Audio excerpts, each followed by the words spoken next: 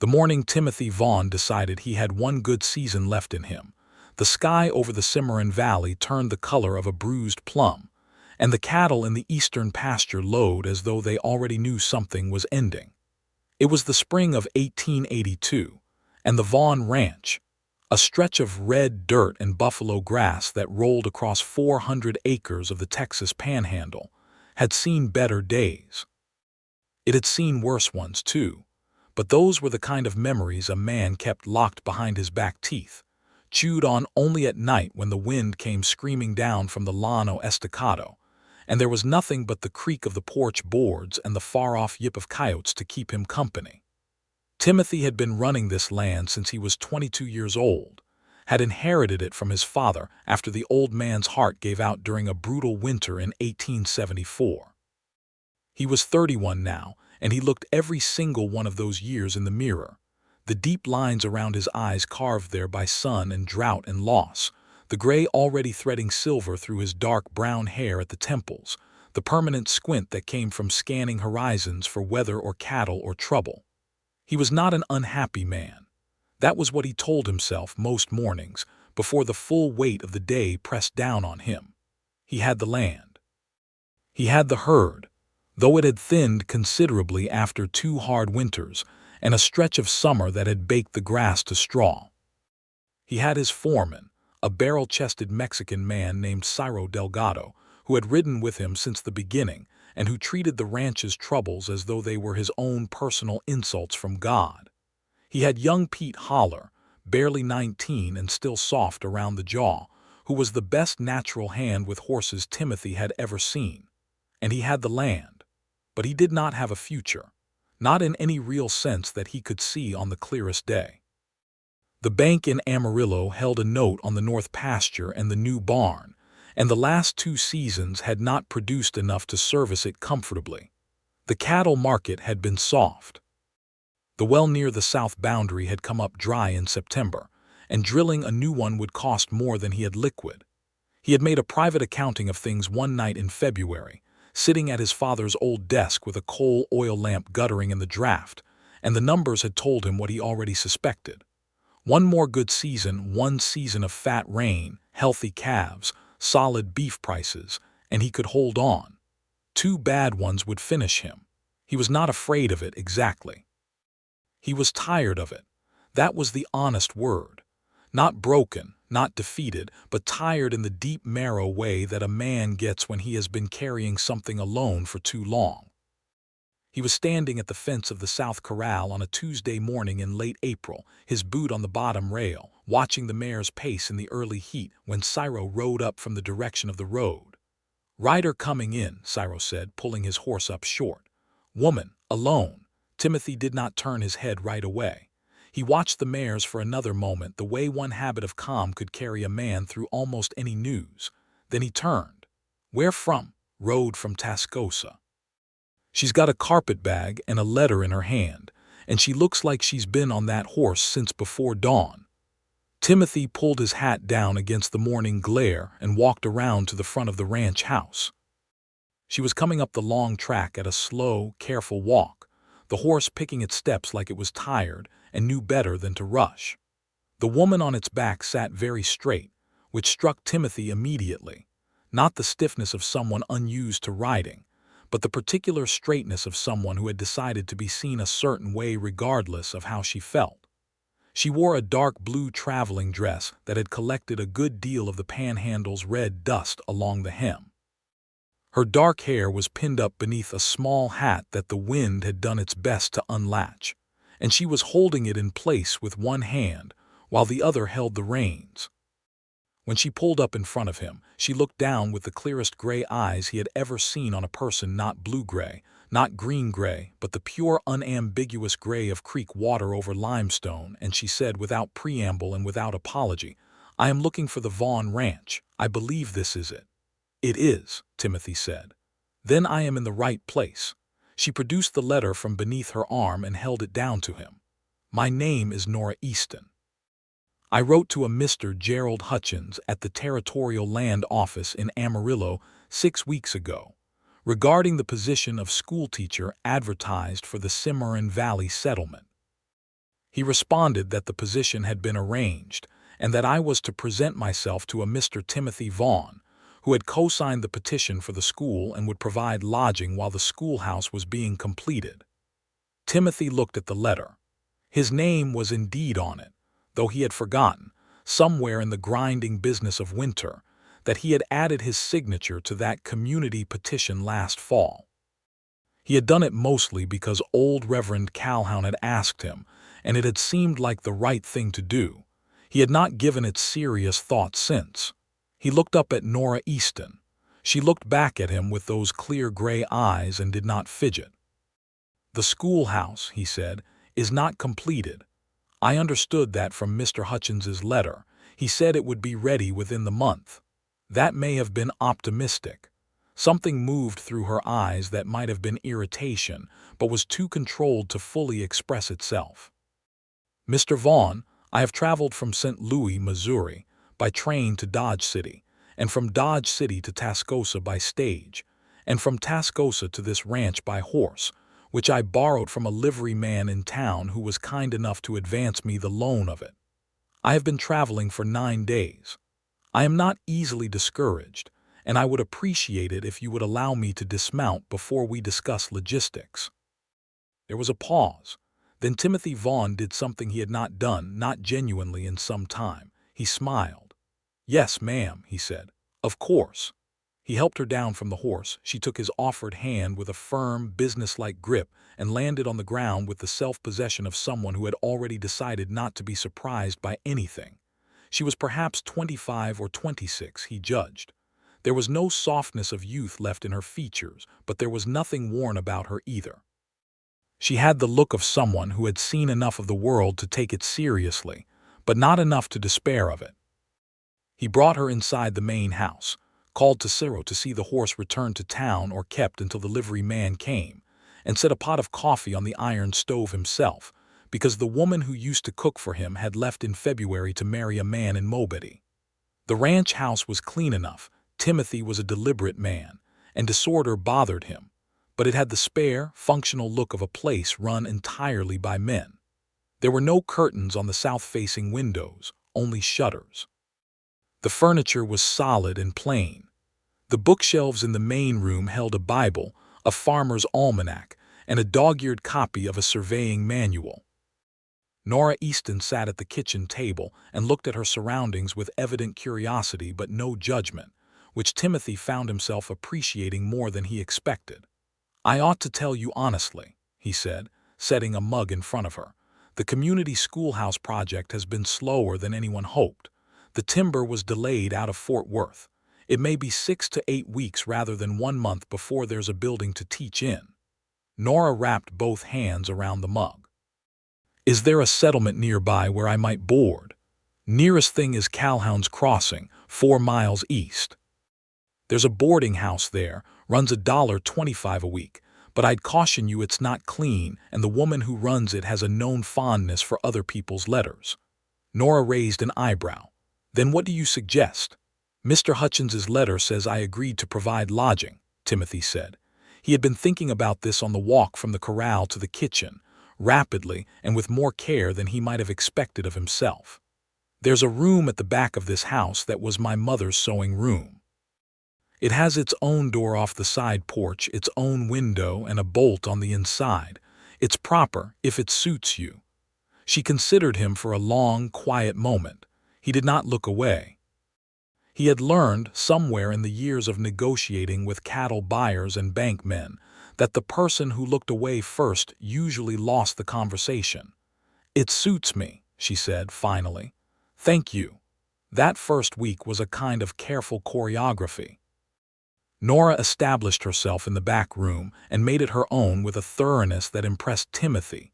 She had books in that carpetbag, more than seemed physically possible, and within 2 days they were stacked on the windowsill and the small table, and there was a piece of blue cloth folded over the back of the chair that she used as a sort of shawl while she read in the evenings. She rose before he did, which surprised him on the first morning when he came to the kitchen at 5:30 and found coffee already made. She had the practical efficiency of someone who had been running her own life without assistance for a long time. He learned, in small pieces, what had brought her to the Texas Panhandle from St. Louis. Her father had been a schoolteacher, which explained the vocation. He had died 3 years ago of a fever, and her mother had died years before that, when Nora was 12. She had been teaching in a St. Louis schoolroom since she was 20, first as an assistant to another teacher, and then as the teacher herself. But the city school had appointed a new administrator who held the opinion that women teachers should be married to the educational institution exclusively, and that any woman who reached the age of 25 unmarried was either defective or dangerously independent. He had made things unpleasant. Nora had applied for the Western posting before he could make them impossible. She told him this factually and without self-pity, sitting on the front porch on the fourth evening, while the sun went down in a blaze of orange and coral over the flat horizon.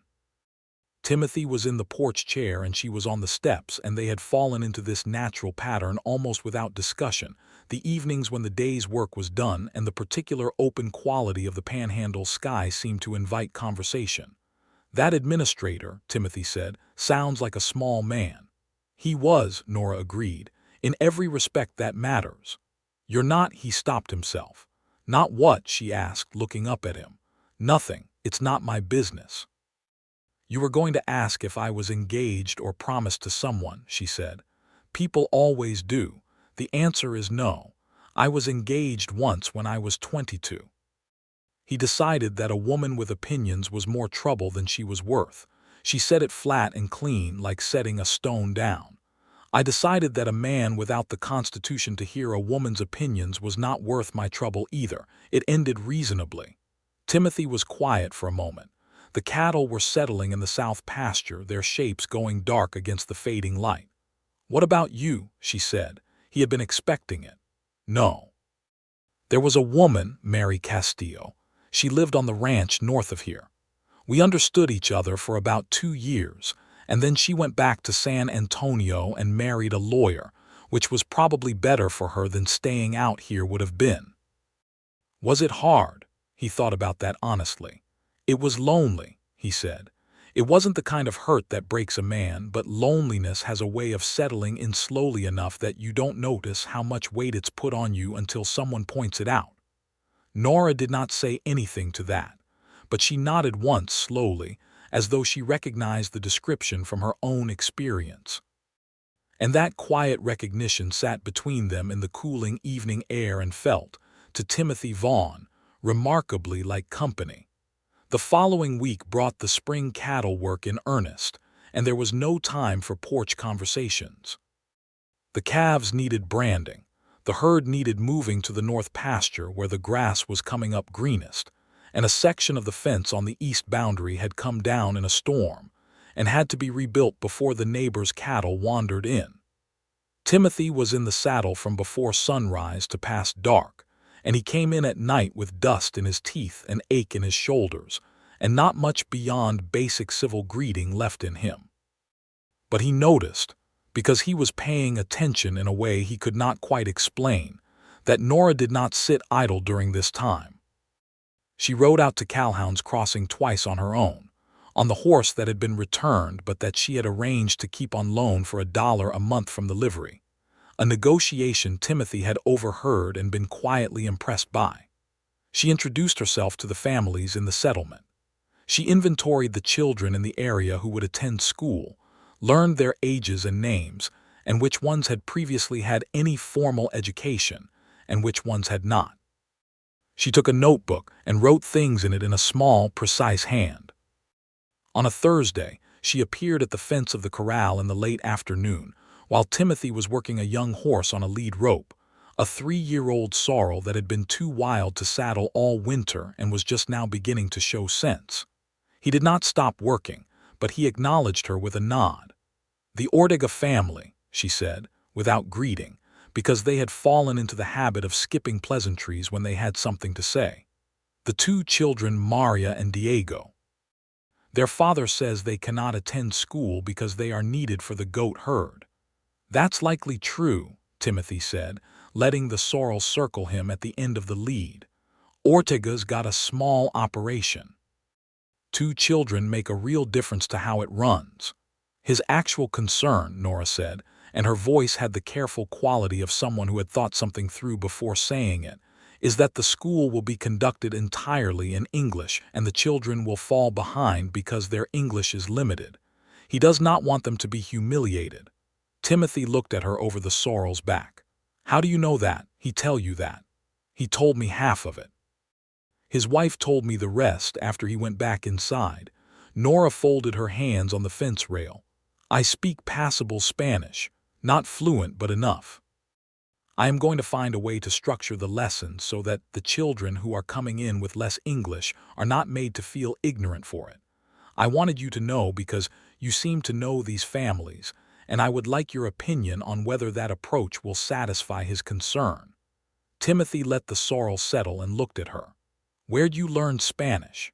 "St. Louis has a large community of people from the Southwest. 2 of my former students' mothers were from Mexico City and offered to teach me in exchange for after-school reading lessons for their daughters." She said it simply. "I am a school teacher, Mr. Vaughn. Learning is not only for students." He was quiet. The sorrel bumped his shoulder with its nose, impatient for direction. "Tell Ortega you talked to me," Timothy said. "Tell him I said his children will be treated right. He respects the ranch and he knows I don't make promises I can't keep. If that's not enough, I'll ride over and talk to him myself." Nora's expression shifted, not a full smile, but something warmer than her usual composed look. "Thank you," she said. And she meant it in a way that was not performative but genuine, the way a person thanks you when you have actually given them something useful. She turned and walked back toward the house. Timothy watched her go for a moment longer than was strictly necessary before he turned back to the horse. He thought about that, later in the night when he was lying awake listening to the wind. He was paying attention to her. He was noticing her in the specific, unavoidable way that meant something was happening whether he intended it or not. He was not a man who indulged in self-deception, so he acknowledged it honestly and then lay there in the dark and thought about all the reasons it was a complicated thing to be starting. She was here for the school. She was not here for a ranch that might not survive another bad year. She was educated and deliberate, and she had already left one situation that was not worth her time. He was 31 years old with calloused hands and a mortgaged north pasture, and the working knowledge that his own best days on this land might be numbered. He was not a man who had much to offer a woman who had traveled 9 days from St. Louis to build something for herself. He told himself all of that very logically and then went to sleep, and in the morning the first thing he thought of was the way she had said, without embellishment, "I am a school teacher. Learning is not only for students," and he was, helplessly, charmed all over again. The season deepened into May and the rain came. Not the killing kind, not the drought-breaking kind, but steady and decent. The kind of rain that makes a cattle rancher breathe a little easier and check his tallies with something closer to hope. The grass in the north pasture came up thick and green, and the calves were strong and numerous. And Cyril, who was not a man given to enthusiasm, told Timothy over the fence one evening that it was looking like a fine season shaping up. Timothy did not let himself believe it too quickly. He had been fooled by May before, but he noticed that something had changed in him, and he knew it was not entirely the rain. Nora had settled into the life of the ranch with a naturalness that he had not expected.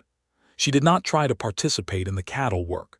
She was not that kind of fiction, but she was present in all the ways that mattered.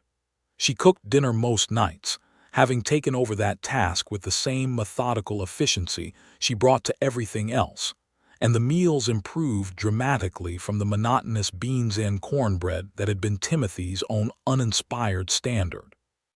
She exchanged recipes with Cyro's wife Esperanza, who lived in a small house near the bunkhouse, and between the two of them they produced food that made young Pete Holler very nearly emotional at the table. She rode out to the settlement regularly, and organized the families who had children to attend school.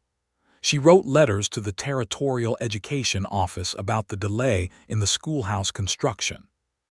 She secured a commitment from a lumber merchant in Amarillo to deliver the remaining timber at a reduced rate in exchange for a letter of endorsement she would write on behalf of the community, which was a piece of negotiation that left Timothy slightly astonished when she told him about it over coffee one morning. "You know," he said, "you could have been a lawyer." She looked at him over the rim of her coffee mug with those clear gray eyes. "I prefer the company of children to the company of courts," she said. "Children are more honest." He laughed. It was a real laugh, the sudden kind that takes you by surprise, and he saw something bright move through her eyes when it happened, a quick flash of pleasure at having caused it. They were finding their rhythm. That was the only way he could describe it. The careful choreography of the first week had relaxed into something more natural, and now their days had a shape to them that included each other in easy, unremarkable ways. The morning coffee on the kitchen steps before the day separated them, the evening conversations on the porch, the occasional ride together when she was going to the settlement, and he was headed in that direction for one reason or another. The ride together became, by mid-May, a regular thing on Tuesdays when he went to check on the east pasture fence. The Ortega property was near enough that she would carry on to the settlement while he turned east, and they had the 3-mile stretch of the main road together in the morning light, talking about whatever came to mind. She told him about St. Louis the river, the noise of it, the way the city smelled in summer, the theater where she had seen a Shakespeare production twice. He told her about the ranch in his father's time, when it had been bigger and better staffed, and the whole country had seemed more open. She asked about the Comanche, because she had read about the conflicts and wanted to understand what had actually happened in this specific part of Texas. He told her honestly because she deserved honesty. The wars here had been real and had been brutal, and the Comanche had not lost because they were weaker or less skilled, but because they had been systematically starved off the southern plains after the buffalo were killed. A slaughter so thorough and deliberate that it still struck him as something that should sit heavier on the conscience of the men who had organized it. He said so plainly, and he watched her face as he said it. "You feel that," she said. "I live on land that wasn't empty when the first white men came here," he said. "I try not to pretend otherwise. What happened to the Comanche was not justice. The fact that I have this land doesn't make what happened to get it here clean." She was quiet for a moment, riding beside him through the early morning, the grass silver with dew on either side of the road. "Most men out here would not say that. Most men out here haven't thought about it carefully," he said. She looked at him for a moment with an expression that was not quite readable, too layered, too thoughtful. Then she turned back to the road, and there was a comfortable silence between them that held something warm. He loved those Tuesday mornings. He would not have admitted it to anyone, but he planned his week around them with a care he had previously reserved for weather monitoring and cattle tallies. In late May, a man named Darnell Briggs arrived at the ranch. He was a buyer from a cattle company out of Kansas City, making rounds through the Panhandle looking at herds for a summer purchase contract. He was well dressed for the territory, well fed, and had the smooth, confident manner of a man who believed he was always the cleverest person in any given room. He had a letter of introduction from the bank in Amarillo, which Timothy read, and then folded and put in his pocket. He offered to put Briggs up for the night, as was courteous, and they discussed the herd over dinner. Briggs's offer was below what Timothy needed, but it was a starting point, and Timothy had learned long ago not to show his hand at first contact. He listened more than he spoke, which always made men like Briggs uncomfortable enough to keep talking, and by the end of the meal he had a reasonable sense of what the actual number would be when they got there. Nora was at dinner too, and Darnell Briggs made the mistake that some men made when they encountered a composed and intelligent woman, which was to speak to her as though she were a pleasant ornament rather than a person. He made several comments directed at Timothy about the charming situation at the ranch, and once referred to Nora's cooking in a way that implied her entire purpose was culinary. Nora received these comments with a level smile that Timothy recognized as the expression she used when she had decided something was not worth a direct response. She asked Briggs, in a tone of pleasant curiosity, about the Kansas City cattle market's response to recent rail line expansions in the territory, which was a specific and well-informed question that clearly surprised him. And when he began his answer with a slight condescension, she followed up with a more specific question that left him visibly reassessing his assumptions about her. After dinner, when Briggs had gone to the bunkhouse, Timothy found Nora in the kitchen washing the dishes. He picked up a towel and began to dry without being asked. "He's going to offer you more than his first number," she said, not looking up from the basin. "He mentioned twice how busy his schedule is." "And who are truly busy do not announce it. It's men who are trying to move a conversation along who do." Timothy dried a plate. "I know. And his shoes," she said, "polished, but the heels were worn unevenly. That's a man who spends more on appearance than on the things that actually carry him." He set the plate down and looked at her with something approaching delight. "Are you reading cattle buyers now?" "I read people," she said. "It's the same skill as reading children. You look for what they're trying to hide." She handed him another dish. "Do not take less than $42 a head. The market in Abilene was 40 at last report, and your animals are well conditioned." He stared at her. "I asked Cyril what the herd looked like," she said, as though this were obvious. "I like to understand the place I am living in." Timothy Vaughn dried that dish and put it on the shelf and thought that he was in very serious trouble in the best possible way. He got $43.50 from Briggs the next morning. The man shook his hand with the satisfied expression of someone who thought he had won, and Timothy let him have that because the number was right. As Briggs rode down the track toward the Tascosa Road, Timothy turned and found Cyril standing at his elbow. "That woman," Cyril said, nodding in the direction of the house, "is something remarkable." "Yes," Timothy said. "She is."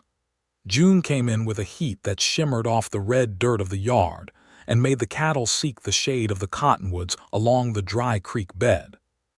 The schoolhouse construction resumed in earnest, the delayed lumber having finally arrived, and Nora was on site every day that the crew was working, which was not strictly necessary but which turned out to be useful because the carpenter the community had hired was a man named Gus Whitfield who had a flexible relationship with the project specifications and needed someone to hold him precisely to them.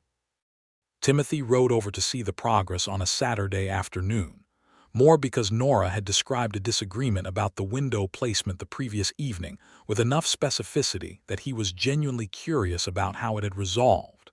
He found her standing in what would be the classroom, the framed walls up and the roof planks being nailed overhead, pointing at a window opening and explaining something to Gus Whitfield in a tone that was completely pleasant and entirely immovable.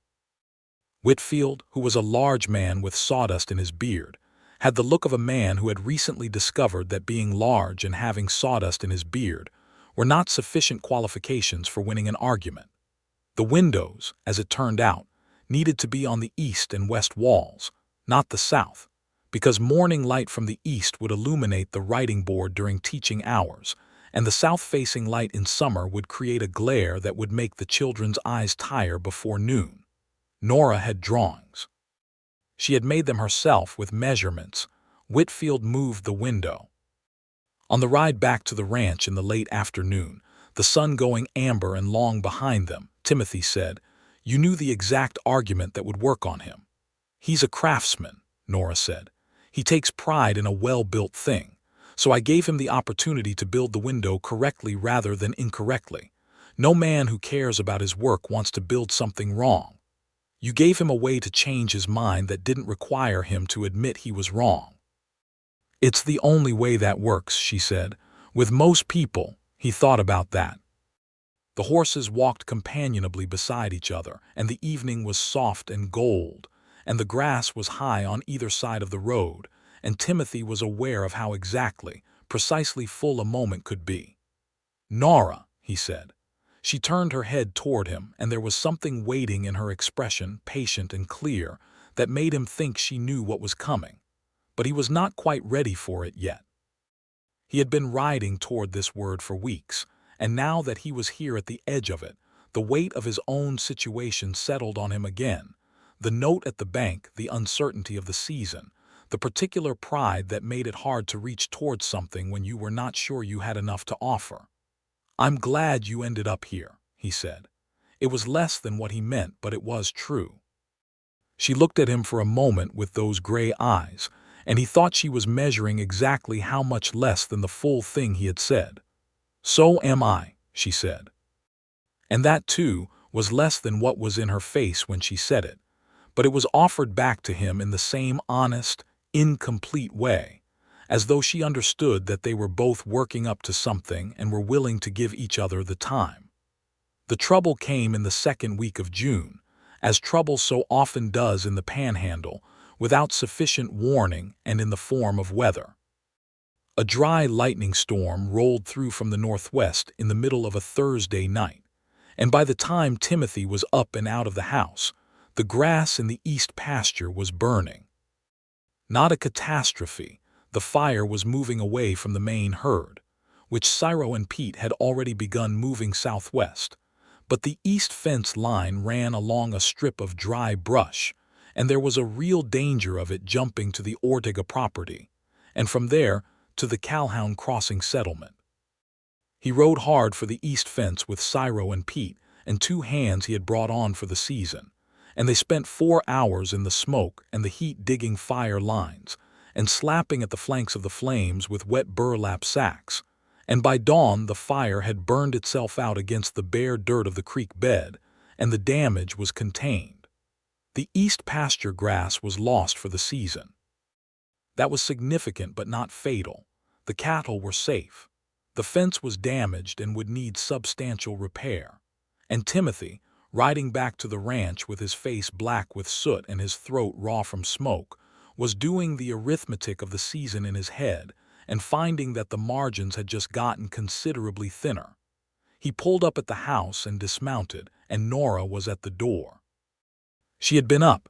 He did not know for how long, but she was fully dressed, and there was a look on her face that was not the composed public face she wore out in the world, but something more open and direct. When she saw him, she let out a slow breath, as though she had been holding it. "Everyone is safe," she said. "Everyone is safe." She came down the porch steps and handed him a cup of water, and when he took it and drank, she stood close enough that he could have reached for her hand without much movement. She looked at his face, the soot, the red-rimmed eyes from the smoke with a frank and thorough attention. "I made food," she said. "Come inside when you're ready." He sat at the kitchen table, and she put eggs and biscuits in front of him and poured coffee, and she sat across from him and did not make conversation, but was simply there, present and steady, the way the best kind of people are present in the aftermath of a hard thing. He ate, and the food was good, and the kitchen was warm, and after a while the tight thing in his chest began to loosen. "The east pasture is gone for the year," he said. "I was counting on that grass." "How much does it cost you?" He looked at her.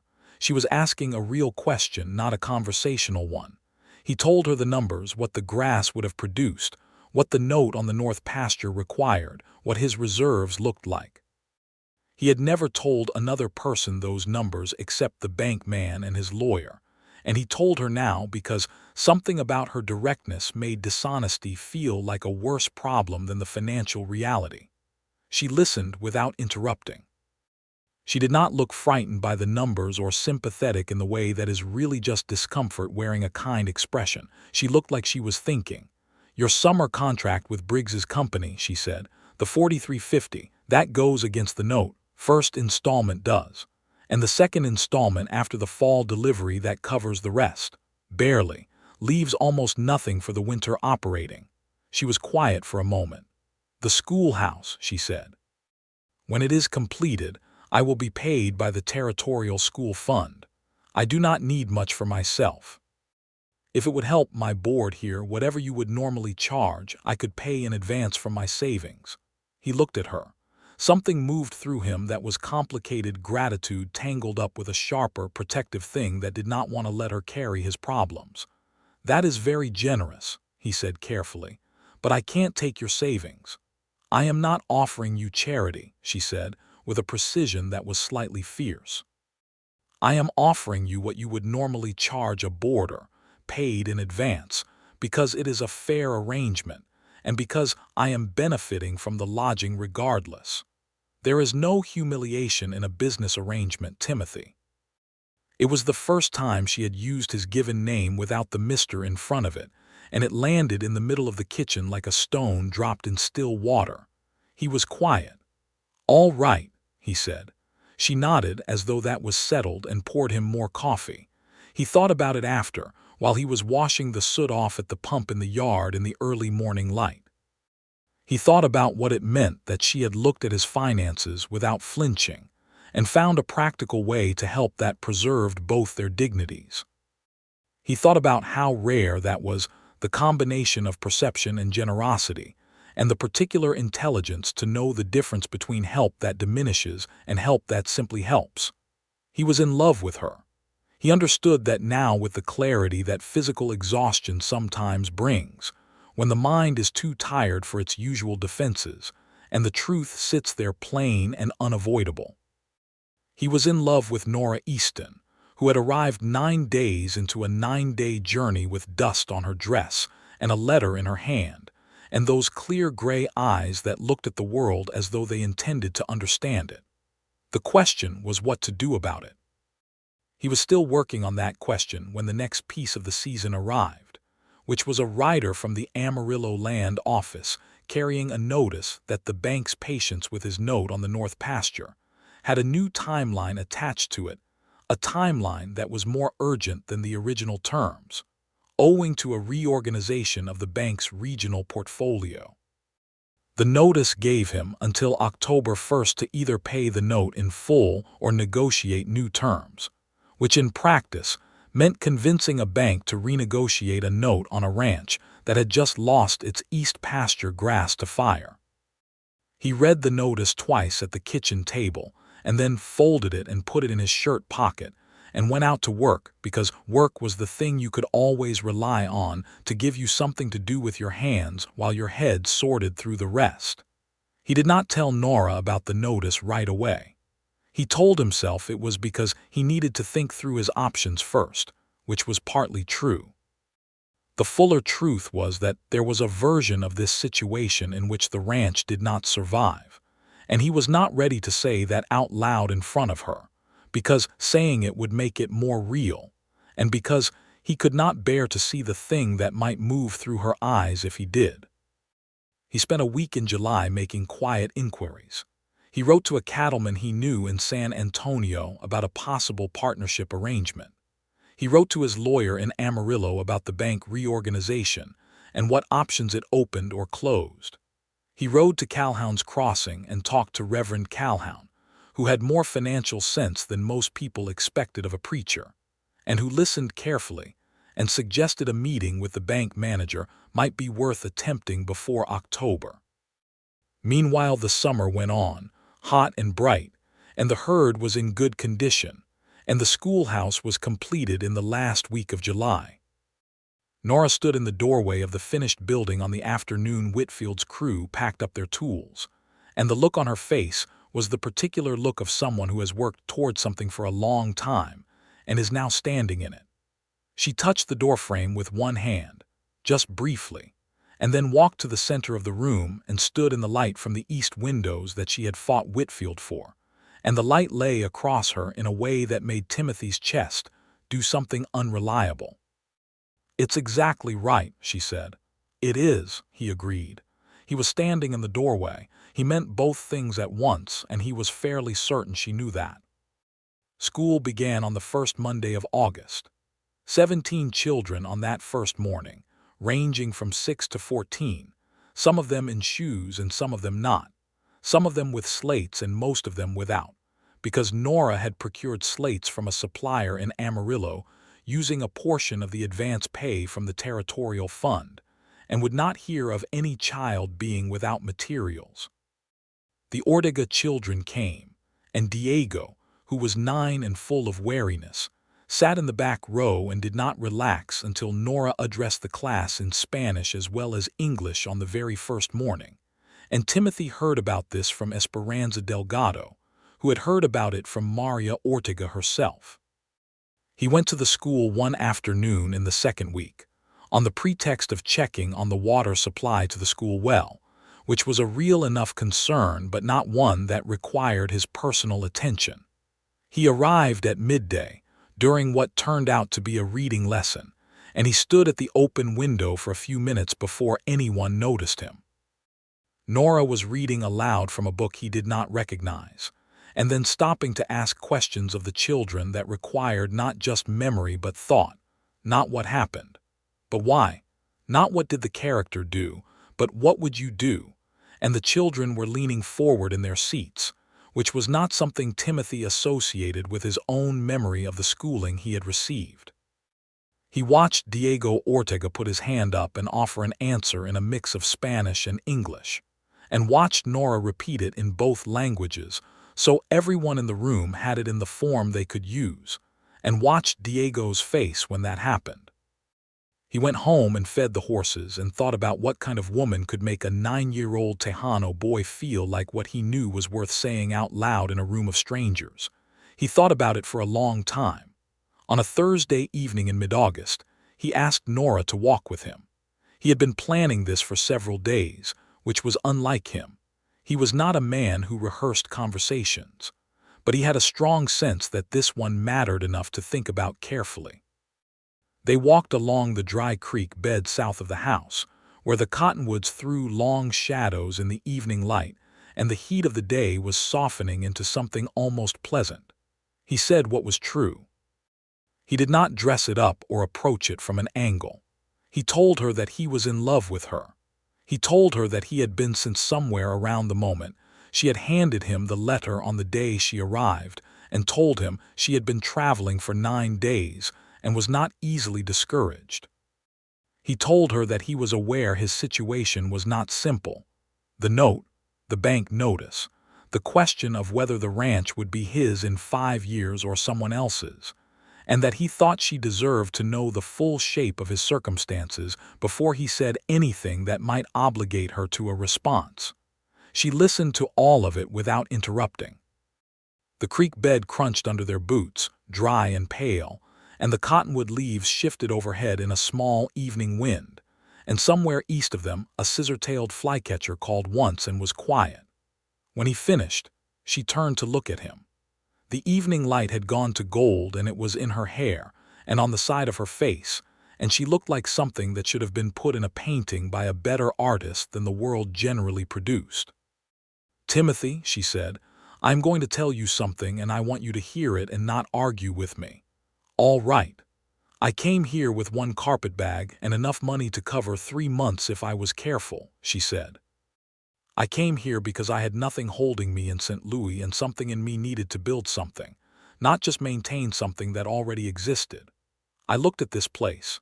She gestured, not at the creek bed specifically, but at all of it, the land and the sky and the scope of the Panhandle evening. "And it was frightening and enormous and genuinely beautiful. And the man who owned it was quiet and decent and looked at me like I was actually in the room, which is rarer than it sounds." She paused. "I have been in love with you since somewhere around the 3rd Tuesday we rode to the settlement together, and I have been managing it with what I considered admirable restraint." He stared at her. "Also," she said, "about the bank note, have you considered approaching the cattle buyers directly for a partial prepayment on the fall delivery? They want the cattle. The cattle are healthy. There is leverage there that your bank does not have." He kept staring at her. "I have been thinking about your situation," she said, with the slight elevation of her chin that she used when she was saying something that she was prepared to defend. "Because it matters to me." "Nora," he said. "Yes." He reached for her hand. She let him take it. Her hand was warm and firm in his, the hand of someone who worked for a living and was not embarrassed by it, and he held it carefully, the way you hold something you did not know you needed until you had it. "You are extraordinary," he said. "I know," she said, with the kind of confidence that was not arrogance but just honesty. And then she looked up at him, and the confidence shifted into something softer and more open. And he kissed her there in the dry creek bed in the cottonwood shadow, with the scissor-tailed flycatcher silent somewhere east, and the last of the Panhandle light going amber and slow over everything. She kissed him back with the same directness she brought to everything, no hesitation, no performance, just the full and present fact of it. And when they stood apart, both of them slightly breathless, he was laughing again, that sudden unguarded laugh, and she was smiling in a way that changed her whole face into something that looked the way the evening felt. He wrote to the cattle company in Kansas City about the prepayment the next morning. The response came in 10 days, and the answer was yes. A partial prepayment on the fall delivery at a modest interest rate, enough to cover the bank note and leave operating reserves through the winter. It was not comfortable money, but it was sufficient, and when Timothy spread the letter on the kitchen table and showed it to Nora, she looked at it and then at him and said, "Good," with a satisfaction that was partly about the numbers and partly, he understood, about the fact that she had been right. "You were right," he confirmed. "I usually am," she said. "It's useful to know that about me early on." He pulled her into his arms, and she did not resist, settling there with the ease of something that had found its right place. And he held her in the warm kitchen, with the morning light coming through the window and the smell of coffee on the air, and thought that the particular quality of this moment, the relief and the solidity and the warmth of her, was something he wanted to be inside for as long as he was alive. September brought the gathering of the herd for the fall delivery, and with it, the most intense weeks of work the ranch season produced. The whole crew was out before light every day, and the cattle came in from the summer pastures by the hundred. Cyril ran the operation with the precision of a military campaign, and Pete Holler rode, with a competence that had come on so fast in the past months that Timothy had already been thinking about making him a permanent foreman in due time. Nora continued school through the gathering, because she had made a commitment to the children, and because, as she said to Timothy one evening with a practicality that amused and did not surprise him, the ranch would function fine without her presence at the sorting pens, and the students would not. But she rode out twice during the gathering to bring lunch to the crew, food packed in cloth-covered baskets that she had enlisted Esperanza's help in preparing, and the men received it with genuine gratitude.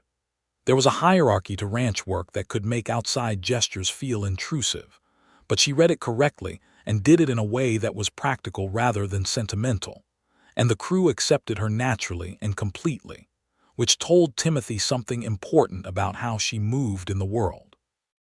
The delivery was made to Briggs's company in the last week of September. The cattle drove north to the rail junction at Canadian, Texas, where they were loaded and counted, and the balance of payment transferred. The final number, combined with the prepayment, was enough. Timothy stood at the rail junction on the last afternoon of the drive and looked at the bill of sale in his hand with the specific exhausted satisfaction of a man who has run a very long race and crossed a finish line he was not certain was going to be there. Cyril rode up beside him. They stood together looking at the loaded rail cars. "Good season," Cyril said. "Good season," Timothy agreed. He rode home in 3 days. He had sent word ahead with Pete, who had come back early, and when he rode up the track to the ranch house in the early evening of a Thursday, the lamps were lit inside, and there was smoke from the chimney and the smell of something cooking that carried all the way to the fence. Nora was on the porch when he came up, and she came down the steps, and he pulled up and stepped down, and she walked straight to him, and he put his arms around her, and they stood there in the cooling evening like that for a long moment, neither of them saying anything because there was nothing that needed to be said. He went inside and sat at the kitchen table and ate the best meal he had consumed in 3 days and told her about the delivery and the numbers, and she listened with her chin in her hand and asked the right questions, and the lamp threw warm light over the kitchen and the evening was still and good. "There is something I want to ask you," he said. She looked at him. "I know the situation here is not what anyone would design on purpose," he said. "I know the ranch is a hard place, and the work is unglamorous, and the winter is a particular kind of long out here in the Panhandle. And I know you came here to build something that was your own, and I will never ask you to give that up, the school, the work, any of it. But I am asking you to consider building it here, with me, as my wife, if you'll have me." The lamp flame moved slightly in a draft from somewhere and then was still again, and the silence between them had a quality to it that was not empty but very full. "I was wondering," she said slowly, "when you were going to ask. Were you? Timothy, I have been sleeping 20 feet from you for 5 months. I have been in love with you for most of them. Yes. The answer is yes." She said it plainly and completely, and then she stood up and came around the table, and he stood up to meet her, and she put her hands on either side of his face. The hands that graded papers and wrote letters to territorial offices and packed lunch baskets and held his hand in the dry creek bed. And she looked at him with those clear gray eyes and said, "1,000 seasons, if you'll have me for that long." He kissed her there in the kitchen with the lamp burning warm, and outside the Panhandle wind moved through the grass in its ancient, indifferent way, and the cattle settled in the south pasture, and the schoolhouse stood solid and dark at Calhoun's Crossing with its east-facing windows exactly where they needed to be. They were married in November, by Reverend Calhoun in the little church at the crossing, with Ciro and Esperanza standing as witnesses and Pete Holler in a clean shirt looking like he might cry and trying very hard to look like he was not. The Ortega family came, and a number of the settlement families, and the children from the school, who had made a project of decorating the church with dried autumn grass and the last of the fall wildflowers, which Nora pronounced exactly right. She wore a dress that was not her traveling blue one, but a deeper blue that she had ordered from a dressmaker in Amarillo, and that arrived 3 days before the wedding with a note from the dressmaker saying she hoped it brought good fortune. Timothy wore his good suit, which he had worn twice in the past decade and which still fit, and when Nora walked toward him in the church in that blue dress with her dark hair pinned simply, and those gray eyes finding his in the dim interior light, he thought that he had not, in the whole of his 31 years, adequately understood what it meant to be in the right place at the right moment. He understood it now. Reverend Calhoun pronounced them married in the way of the territory, with the Bible open and the community as witness, and outside the November sky was enormous and blue, and the grass was pale and dry, and the air smelled of cold and distance. Pete Holler did, in fact, cry. He denied it afterward, and no one contradicted him. The winter that came after the wedding was a hard one. As Panhandle winters tend to be, the temperatures dropped in December and stayed down, and January brought 2 blizzards that kept the cattle close to the ranch buildings and required daily hard work to keep water sources open and the herd healthy. The schoolhouse closed for 6 weeks in the deepest cold, because the children could not travel safely in the blizzard conditions, and Nora used those weeks to write lesson materials by lamplight in the evenings, while Timothy worked the ranch accounts at the same table, the two of them companionable and warm inside the ranch house while the wind worked at the shutters. It was, Timothy thought sometimes, the best winter he had ever spent on the ranch. The hardship of it was unchanged from other years. The bone-deep cold, the constant vigilance required for the animals, the isolation that settled over everything when the drifts were too deep for travel. But the house was no longer the empty, functional place it had been. It was full in the way that a house needs to be full, with conversation and the smell of food and someone who pushed back when you said something she disagreed with and laughed when something was genuinely funny and was simply, entirely present. In February, Nora told him she was pregnant. She told him in the morning, at the kitchen table, with the same direct matter-of-factness she brought to all things. She looked at him across the table and said, "I believe we are going to have a child, by my calculation, late summer." He sat very still for a moment. Then he stood up and came around the table and crouched beside her chair so he was at her eye level and took both her hands in his. He looked at her for a long moment without speaking. "Are you frightened?" he said. "A little," she admitted. "Are you?" "Yes," he said honestly, "and very, very glad." She looked at him and the composure softened all the way through, and she leaned her forehead briefly against his. "So am I," she said softly. He squeezed her hands and she squeezed back. And outside, the February wind pushed at the shutters in its customary way, and the ranch went on being the place where their life was. Spring came again, the second spring with Nora in it, and with it all the familiar urgency of the season, but different this time, changed in ways Timothy could feel in his chest more than articulate. When he walked out in the early morning to look at the cattle and the grass and the sky for rain, he was no longer doing a private accounting of what could be held and what might have to be let go. He was planning forward. He was thinking about the North Pasture in 10 years, about whether the well to the east could be deepened rather than re-drilled, about fencing improvements that would not produce returns for 2 or 3 seasons, but that would make the ranch stronger in the long run. He was thinking in the plural, in the we and the us and the years ahead, and the difference between that and the solitary arithmetic of one good season was so enormous that he sometimes stopped in the middle of a task just to register it. Nora continued teaching through the spring with modifications for her condition, which she would not allow to be more disruptive than strictly necessary. She did allow Esperanza to take over some of the longer-distance riding, and she did accept Timothy's help without argument on the days when the mornings were difficult, which was a significant concession from a woman as independent as she was, and which he recognized as such, and was accordingly careful not to make a fuss about. The ranch's fortunes continued to improve. The cattle contract with the Kansas City Company was renewed at a better rate, because they had delivered consistently and on time, and Briggs, who had revised his estimation of the Vaughn ranch considerably upward over the winter, had put in a favorable report. Timothy hired 2 additional hands for the season, and with Pete Holler's steady development and Cyro's reliable leadership, the operation was running better than it had since before his father's time.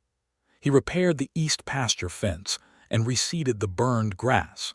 He drilled the new well on the south boundary, a loan from the operating reserves that he calculated would pay back within 2 seasons. He contracted with a neighbor to the west for shared use of a bull whose breeding record was exceptional, which would improve the quality of the calf crop significantly over the next several years. He was building something. He understood that with a clarity he had not had a year ago, when building had felt too much like pretending. Now it felt like the thing itself.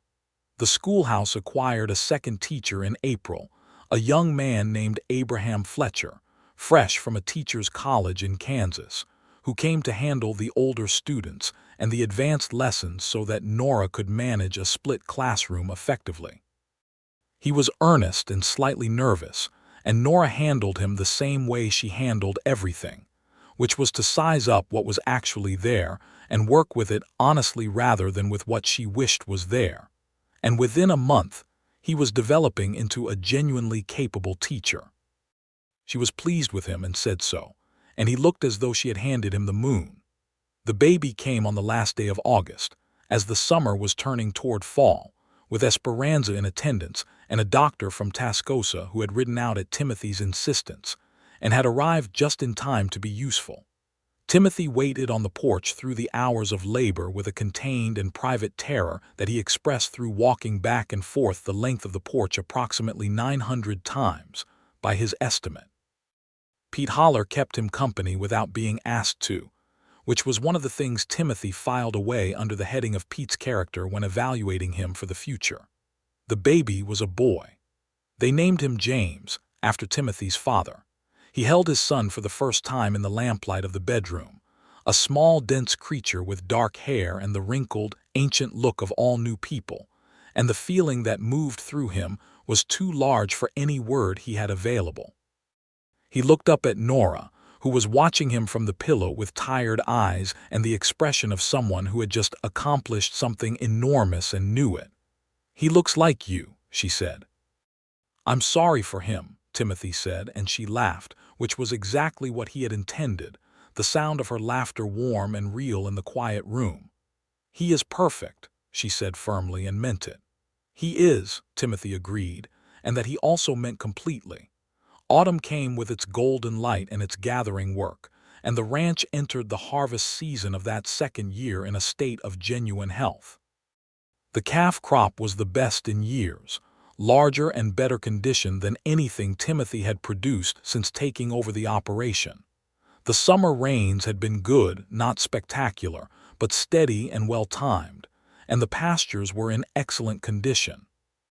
The delivery to the Kansas City Company in October set a record for the ranch's per-head average, and when Timothy came home from Canadian in the late October light, he was carrying better numbers than his father had ever recorded.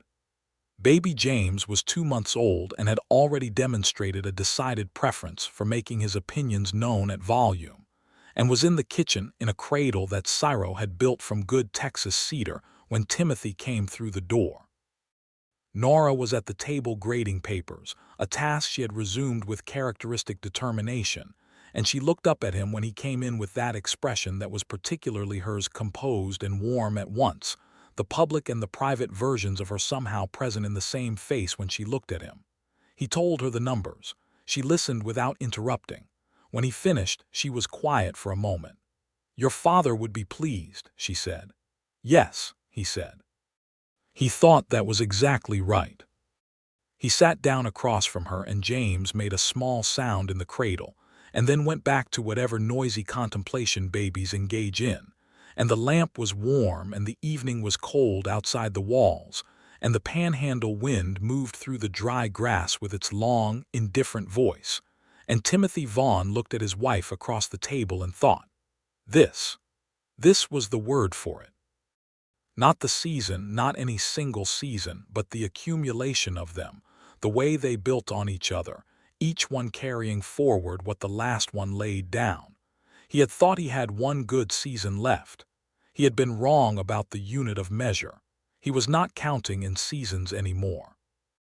The winter of that second year was gentler than the first, or perhaps it only seemed so because the house was fuller.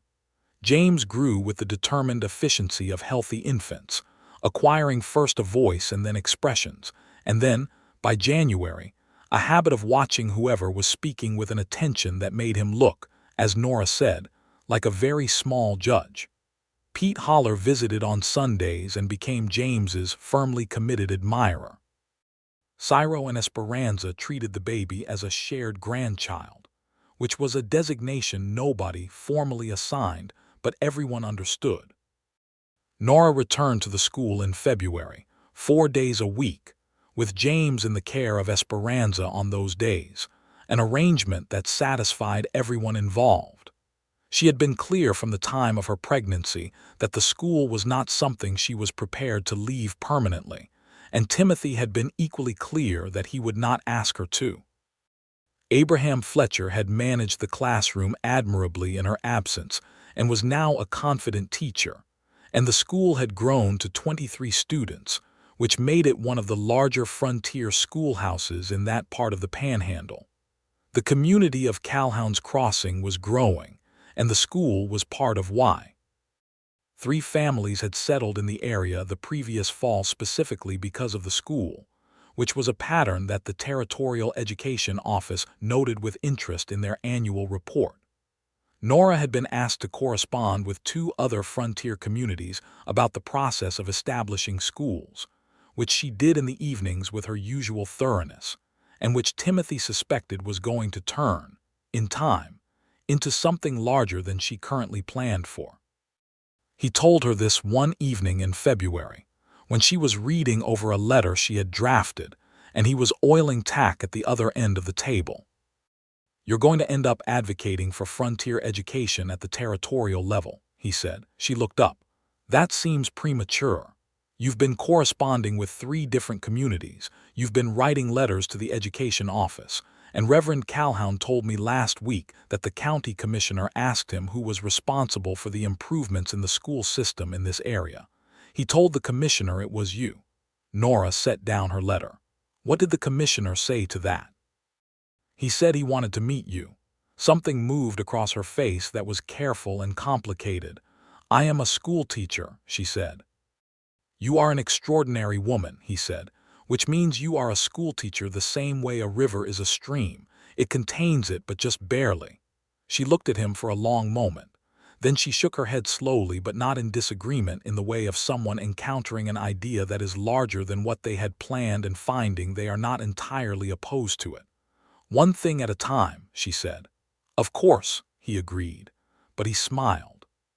Spring came for the third time, and with it all the ordinary miracles of the season.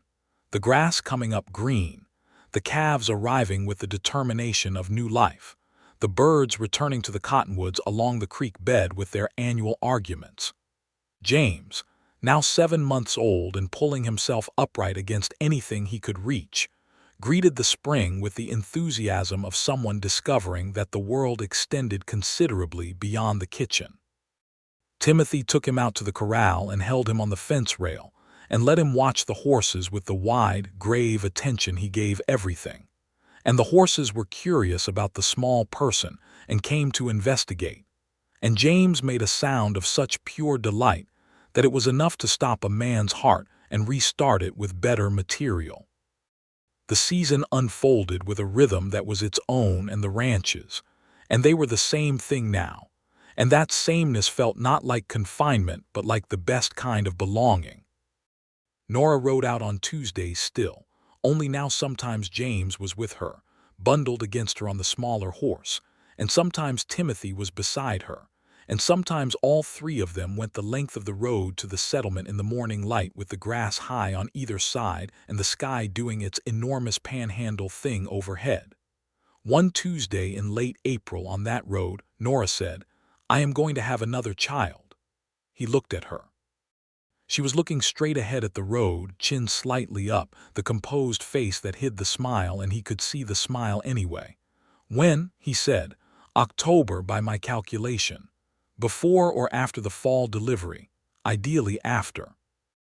I do not intend to be confined to bed while you're driving cattle north, he laughed. I would not dare suggest it. Good, she said.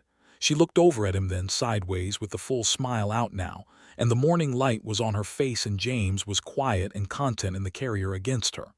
Are you glad? Nora, he said, I have been glad every single morning since you rode up that track with dust on your dress and a letter in your hand. This is more of the same. She reached over and took his hand briefly, the way she did sometimes, not demanding anything from it, just making the contact, acknowledging the thing between them that did not require words. Then she released it and they rode on toward the settlement, and the sky was blue and huge, and the grass was green and the road lay ahead of them both. The second child arrived in November, another boy, who came into the world with considerable urgency and the look of someone who had somewhere to be. They named him William, for no one in particular, but because it was a solid name that suited a solid person, which was immediately what he appeared to be. James, now 15 months and walking with the aggressive confidence of a child who has discovered vertical locomotion, regarded his brother with initial suspicion, and then, over the following weeks, with the beginning of the fascinated proprietary attention that older brothers develop for younger ones.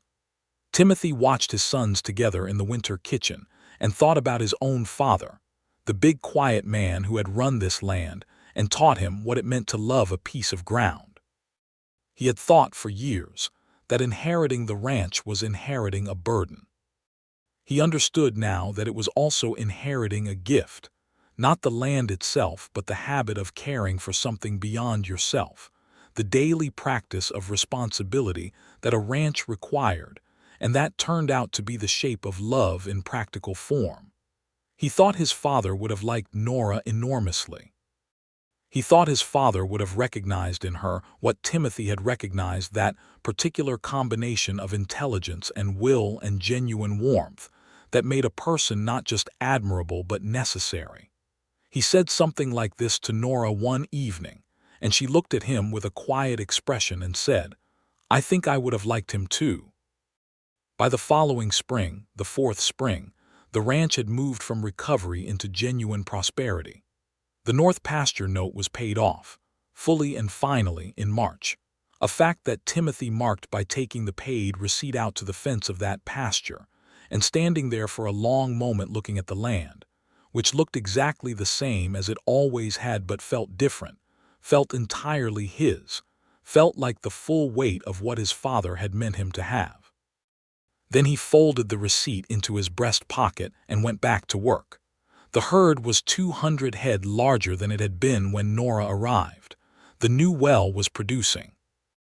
The east pasture, reseeded and recovered, was the best grass on the property. He had hired 3 permanent hands beyond the seasonal crew, which meant the operation could expand further when the time was right. He had begun conversations with the neighboring Ortega property about a grazing arrangement that would benefit both operations, and Francisco Ortega, who had been skeptical of Timothy in the early years, had warmed considerably over time and brought him coffee when he came to discuss business, which was the Ortega family's equivalent of a formal declaration of trust. The school at Calhoun's Crossing had 31 students and had been cited by the Territorial Education Office as a model for frontier schoolhouse organization.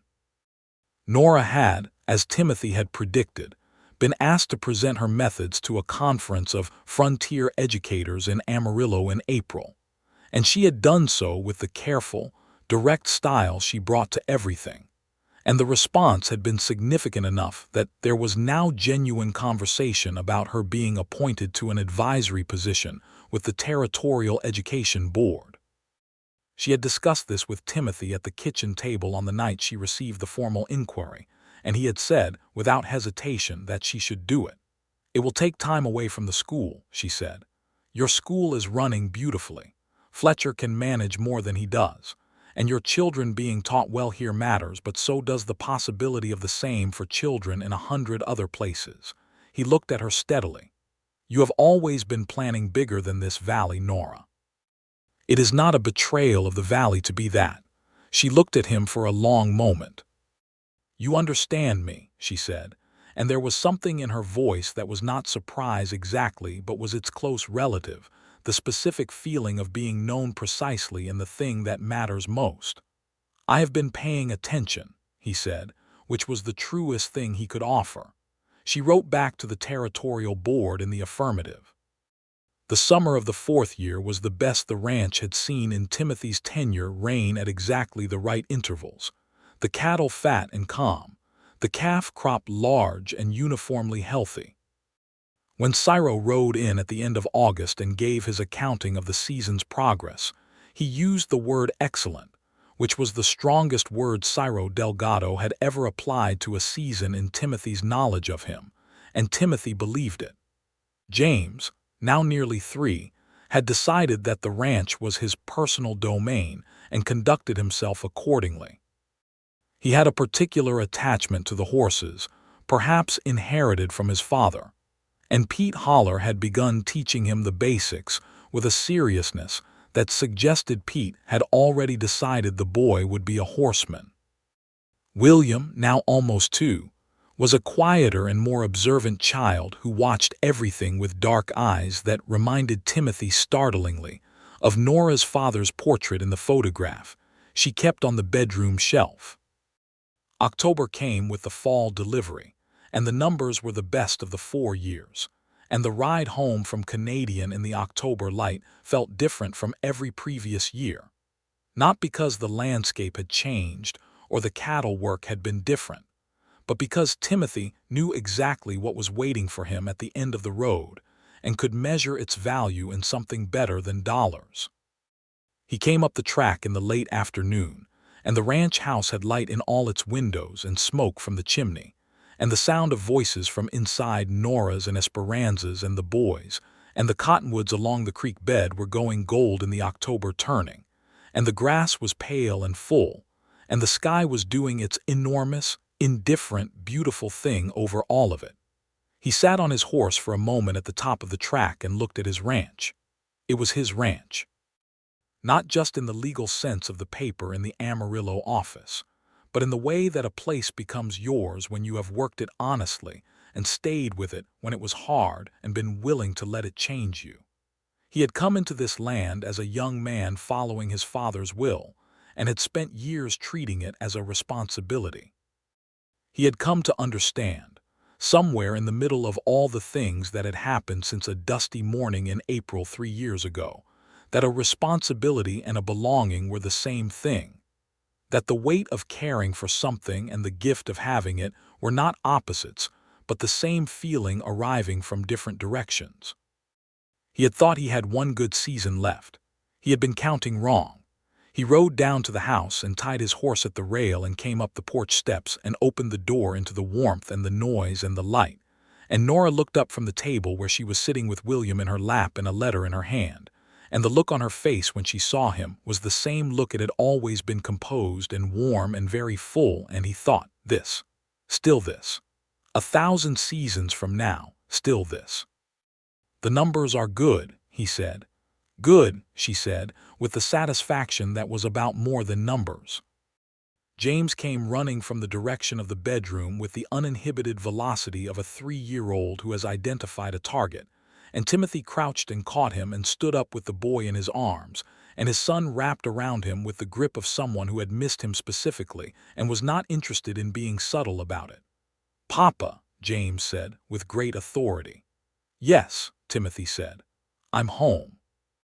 The years gathered after that with the particular quality of good years. They did not blur exactly, but they deepened, each one building on what the last one laid down, the seasons becoming the texture of a life rather than the measure of a problem. The ranch expanded steadily, not explosively but with the solid, reliable growth that comes from good management and good land, and the kind of incremental decisions that a man makes differently when he is planning for his children rather than for himself.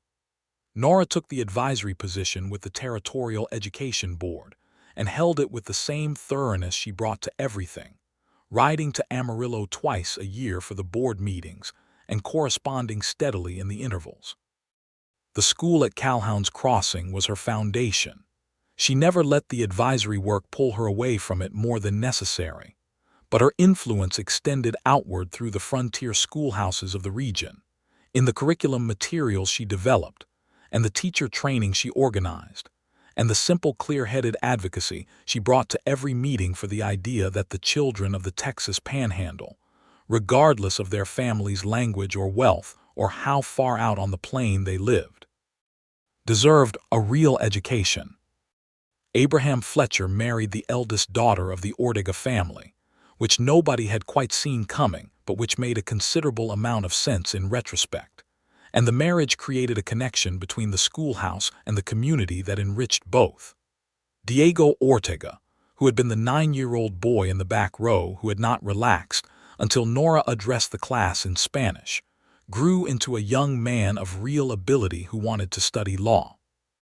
Nora wrote a letter on his behalf to a college in Austin, and Timothy co-signed it, and Diego Ortega went to Austin and eventually came back to the Panhandle as the first Mexican-American lawyer in that territory, which was a fact that pleased Timothy and Nora both with a warmth that had nothing self-congratulatory in it.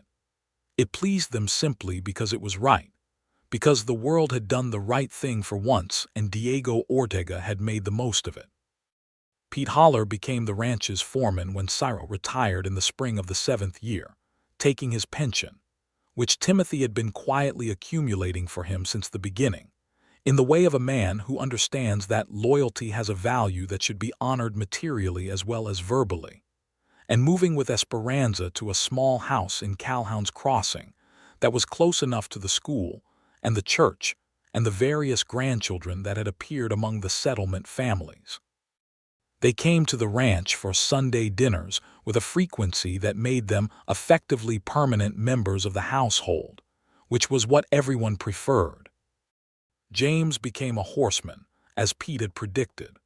By the time he was 10, he was riding as well as any grown hand on the property, and by 12, he was making real decisions about the horses with an instinct that Timothy recognized as genuine talent. William became a reader Nora's son in that respect.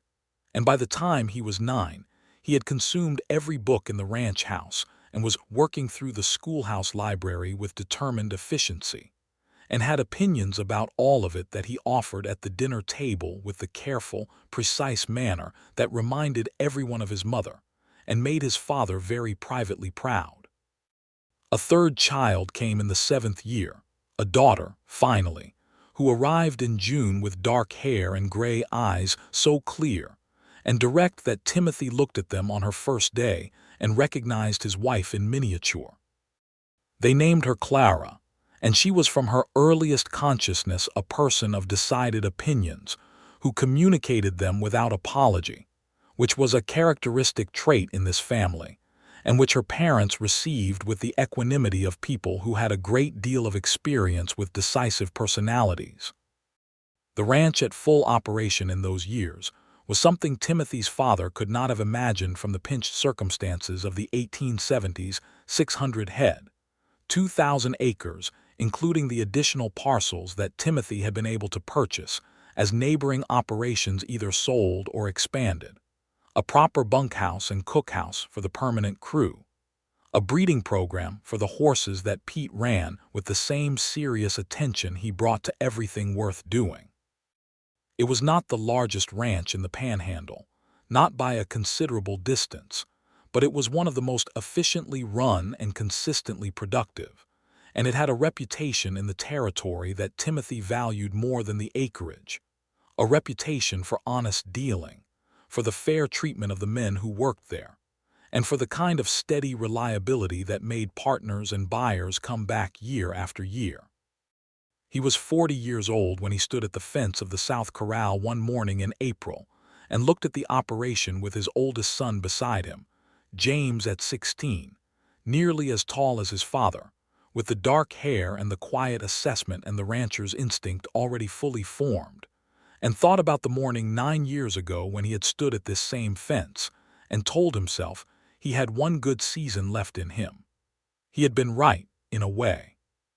He had had one good season left, and it had arrived with a carpetbag and a letter and a pair of gray eyes that looked at him like they intended to understand him completely. "What are you thinking about?" James asked. Timothy looked at his son for a moment. "The morning your mother arrived," he said. James had heard this story in various forms. "The April morning," he said. "Cyril saw her on the road." "That's right. She had been traveling for 9 days and she told you she wasn't easily discouraged. The very first thing she said to me," Timothy said, "before she was off the horse." James was quiet for a moment, watching the mares pace the corral. "Do you think she knew then," he said, "that she would stay?" Timothy considered it honestly, the way he tried to consider all things. "I think she came here to build something," he said. "And I think when she looked at this place and looked at me, she decided it was worth building here. But I don't think either of us knew how much would get built." James nodded once slowly. It was a gesture so like his father's that Nora had pointed it out once, smiling, and both Timothy and James had been equally startled. Nora came out of the house behind them and walked to the fence with 2 mugs of coffee, which she had been bringing to people at fences since before either of the boys could walk. She handed one to Timothy and one to James. James had started drinking coffee at 15, and nobody had found sufficient reason to stop him, and leaned her arms on the top rail beside them. The April morning was doing its luminous thing over the Panhandle, the sky going from pink to gold to the pure, enormous blue that it achieved at this hour, and the grass below it was winter pale and just beginning to show the earliest green, and the mares were beautiful and calm in the corral, and somewhere in the east pasture a bird was starting its spring argument with the silence. "Good morning shaping up," Nora said. "Every morning with you in it," Timothy said. James made a sound of gentle protest at this, because he was 16, and the tender demonstrations of his parents' affection were a source of considerable theatrical suffering. But Nora reached over and patted his arm without comment, and he subsided. The 3 of them stood at the fence in the April morning with their coffee, and the ranch went on around them in its daily way, and the season was turning toward another good one. A 10th good season, or a 20th, depending on how you counted, and Timothy had long since stopped counting in seasons. He counted in mornings like this one. He counted in the weight of his daughter in his arms when she came running at him. He counted in the way his wife looked up from a letter or a lesson plan with the expression that was all the public composure and all the private warmth at once, and that was directed at him in the specific way that a person looks at the thing that is most theirs. He had thought the land was the thing that mattered most. The land still mattered.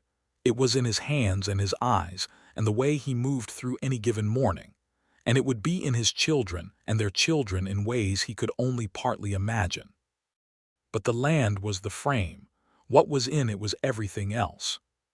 Clara came out of the house behind them, 3 years old and in her nightgown and moving with the absolute confidence of someone who has never been excluded from anything and has no intention of starting.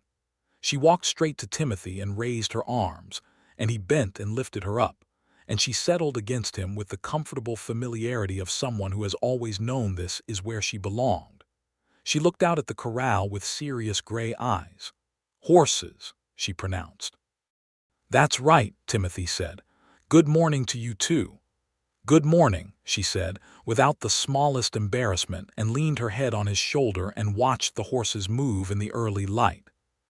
Nora looked at them, at Timothy with their daughter on his arm and their oldest son beside him, and her expression was the most unguarded he had ever seen it, stripped of everything except what was actually there, which was enormous and real and entirely hers to give and had been his for 9 years and would be for as many more as the world permitted. She reached over and took his free hand. He held it, the way you hold something you did not know you needed until you had it, and cannot now imagine the shape of a day without it. The April sky went on being blue and enormous over the Cimarron Valley, and the cattle moved in the south pasture, and the cottonwoods along the creek bed were beginning their annual business, and the schoolhouse at Calhoun's Crossing stood solid and right with its east-facing windows full of the morning light, and the Vaughn ranch was alive and whole and full in every way that mattered.